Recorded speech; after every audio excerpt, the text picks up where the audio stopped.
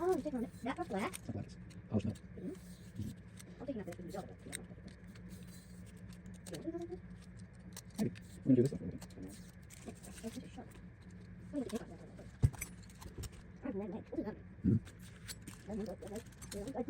Cool.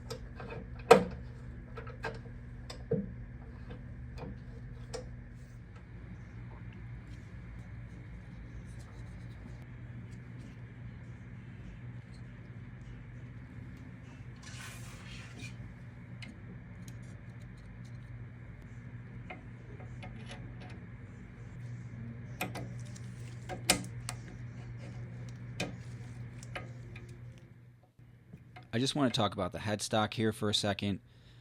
This is where the majority of the mechanical action happens, and also this is where the majority of the replacement parts that I needed to order go. So to replace the original new departure 88505 bearing that I found when I disassembled it, I went with two SP5360 bearings. I found these on eBay in a 2-pack for $22.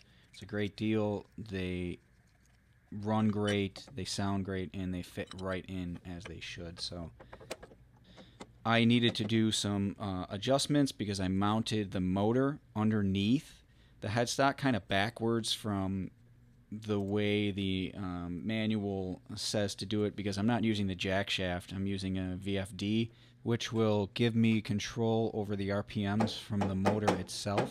So I just wanted to transfer the energy straight from the motor up to the spindle and not have to move the belt around. So I aligned the pulley, the spindle pulley with the motor pulley to give me pretty much one speed that I thought was just right for what I'm doing. So right now I'm just trying to get everything to line up. And you'll hear in my at the end of the video when I do my initial fire up of everything, that was the first run. It sounds a little gritty. That worked itself out after a little couple minutes of just running, and you'll hear a little bit of chatter.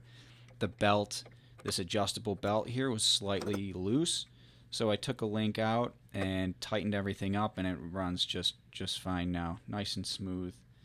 And again, I'm just making sure everything's nice and tight and that my pulley isn't too close to that indexing pin there, so that there'll be some catch or something while I'm in the middle of a project.